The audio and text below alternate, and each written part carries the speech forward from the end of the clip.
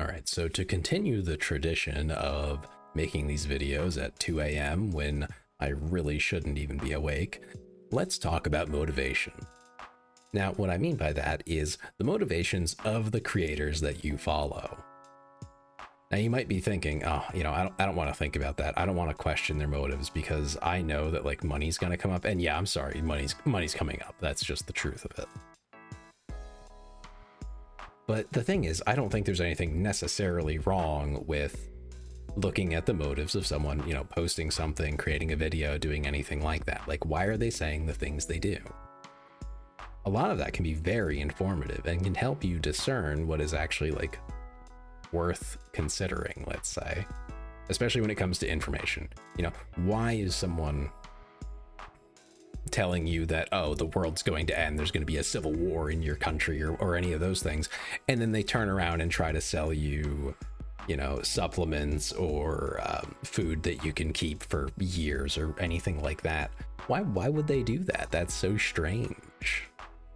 Obviously it's not strange. They have a clear motive where they tell you the one thing that makes you think you need the thing they're selling you. Like, it's kind of obvious. I don't know how else to explain that. It's just obvious. The connection is very clear. Now they can excuse that by saying, oh, well, it just works out. It's just, it's very convenient that this company wanted to sponsor me heavily. Yeah, I mean, probably not. That probably wasn't an accident. Let's be very realistic with ourselves. But, setting that aside, that very specific example, I feel like that's kind of understood by most people. But what I haven't seen people seem to fully grasp is how often people are lying. Just straight up lying about the posts that they create, especially on like Twitter. Blue Sky probably sees that as well. The number of times that I've seen people post on Twitter, especially when they're posting like a quote unquote DM or something that they got, it's way too common for it to be either a burner account that like it basically doesn't exist, or they crop out any names other than their own, of course, if at all. It's a little weird that just seems to be super common.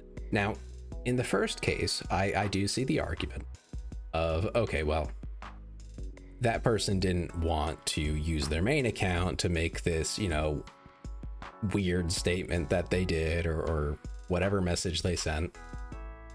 And yeah, actually that definitely does happen. But at the same time, every single time, I mean, these are clearly people who are like very messed up in the head. Like they don't know how to socialize properly at all. They seem to think that this is okay. At least some of them do. So why are they all falling into these two categories where knowing who they are, or the fact that we don't, is utterly useless? Like, there's no one actually to blame for whatever heinous thing was sent.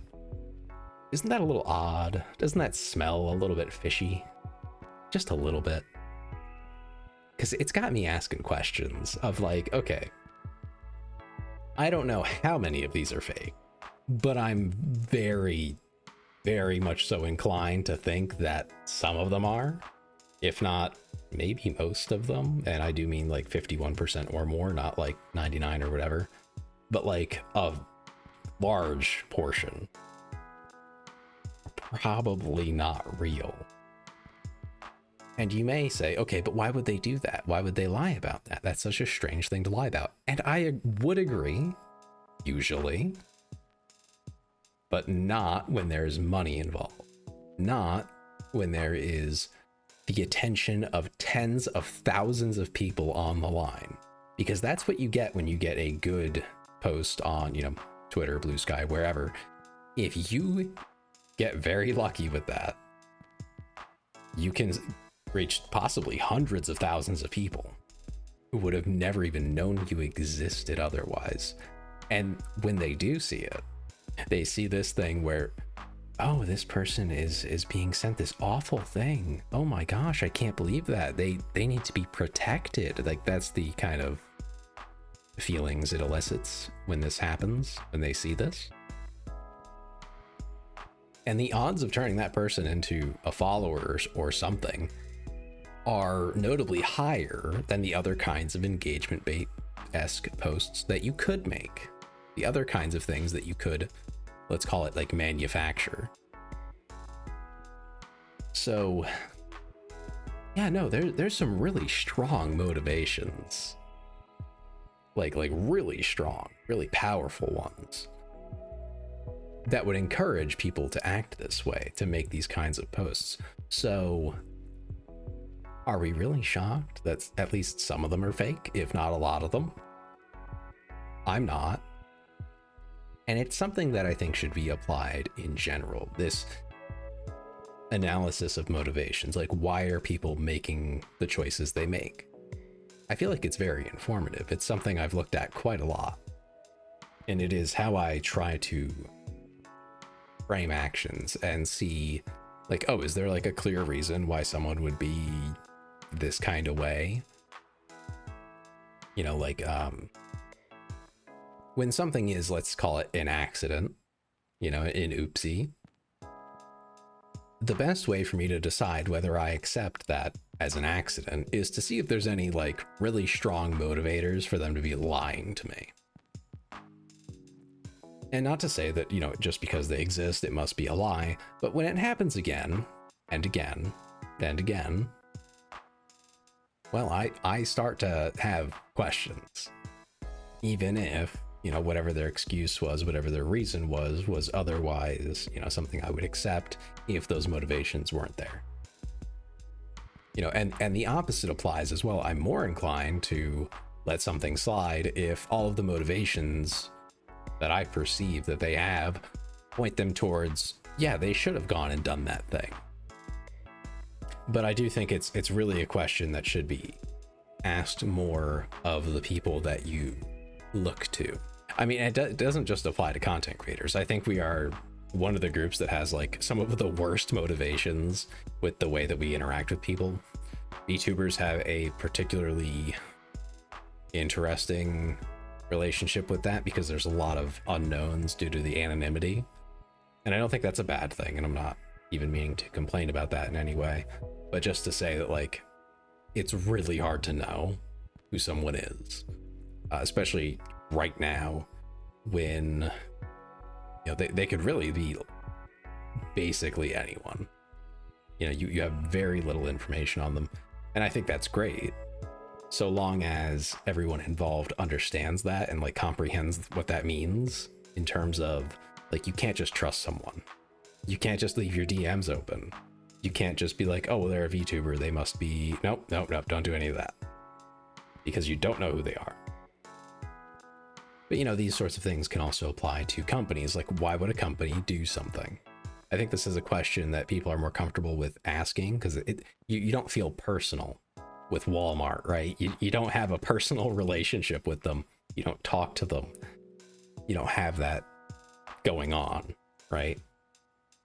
You know, why would Nike, why would Nestle, why would any of these big companies do a thing? Usually it's money. It's either money or reputation. One of the two things. Or legal. Sometimes there's just like weird legal things that they have to do. But of those three, I would say, yeah, that's typically it.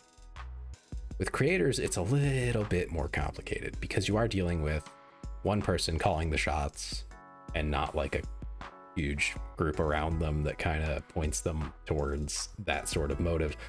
But at the end of the day, one of the biggest ones is money. It has to be. I mean, it's something that a lot of people aspire to gain from it. You know, a lot of the people that are smaller VTubers, even if that's not like what matters the most. You know, I've talked about before, what VTubing is for me right now is essentially a form of therapy, not in like the clinical sense, but I find it therapeutic. I find it relaxing. I find it enjoyable. It's a way for me to, in some sense, socialize without it being socially draining for me.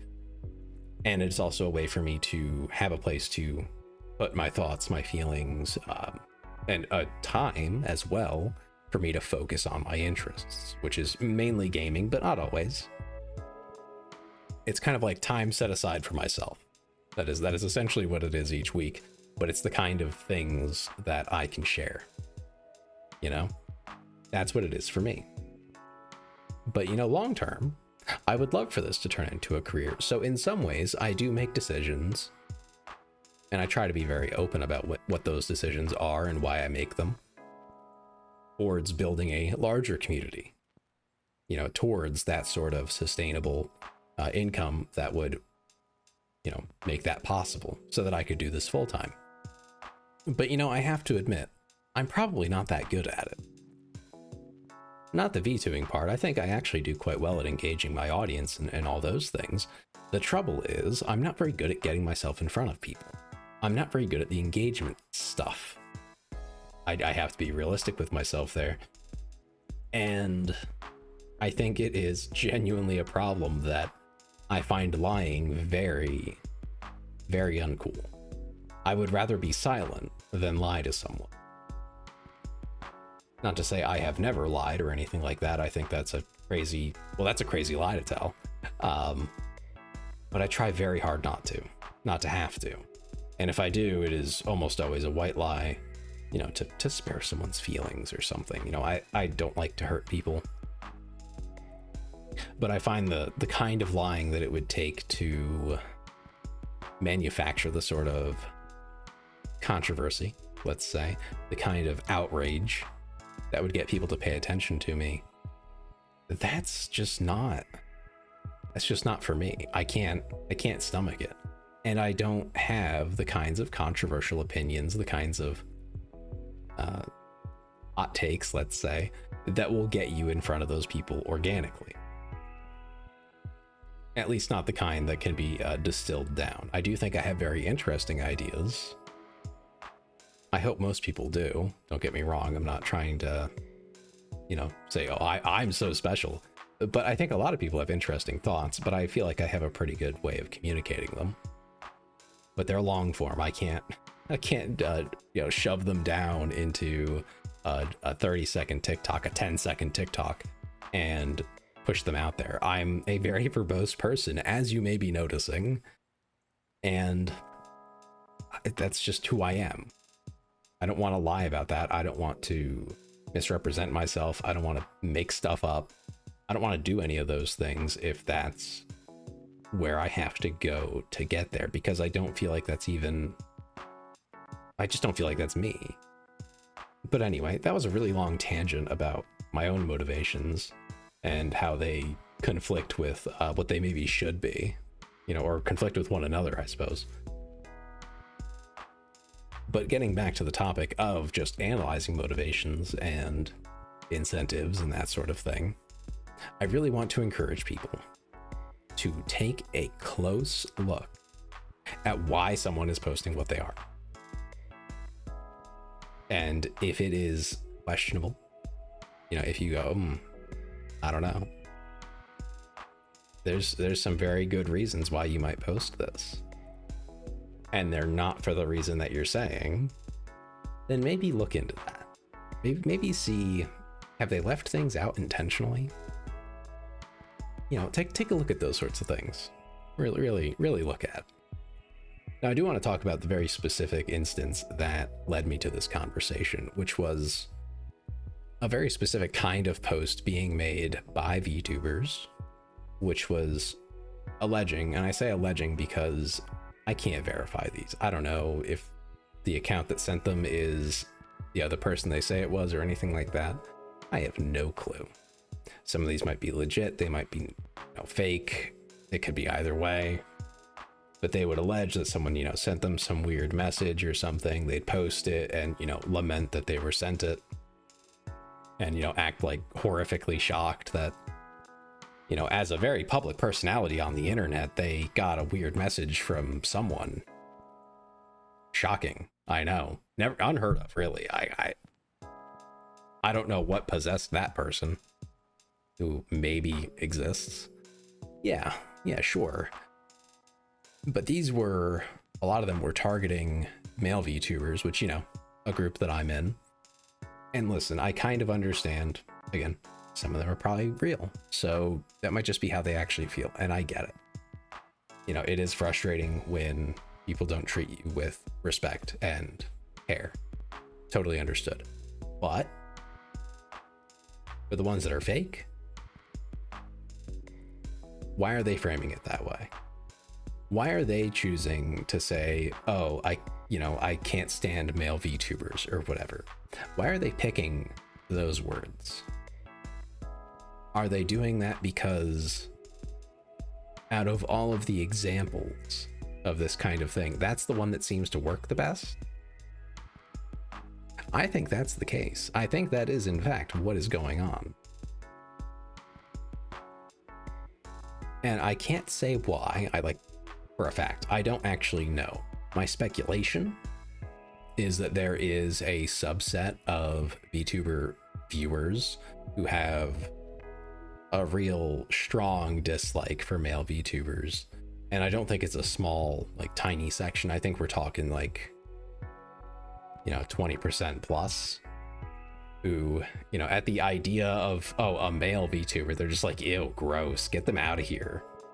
And then there is a much larger chunk who just kind of passively don't like us, like they're just not interested, and they're more than happy to accept any negativity thrown our way because they just don't care. And and then they feel the empathy towards the person posting it and things like that, and their emotions are basically being used against them in the fake examples, of course, used against them intentionally to get that engagement, to comment, repost, all those things. And it's kind of all, planned from the start. It was all rigged from the very beginning. That is exactly what they wanted. It's exactly why they posted it. It's exactly why they said it that way. And I think it's because, and I don't know that they're aware of the details of this. They just see the effect and go, oh, that'll work for me too. Obviously there's some negative downsides to that, as you can probably guess what they are. I'm not even going to bother to go into it. But I think you can imagine how, seeing one or two of these genuine posts. I mean, I'm sure some of the first ones are legitimate. Blow up, get tons of attention, and then you get copycats. That's what I'm imagining is actually happening here in detail. Obviously, you can't prove any of it, but I mean, what are the odds that they all just happened around the same time? I mean, but things like this have made me realize we really need to start asking ourselves why are they framing things in the way that they are, whether it's in a video or on Twitter or Blue Sky or wherever, and why would they post it in the first place? What are the motivations? What are the incentives?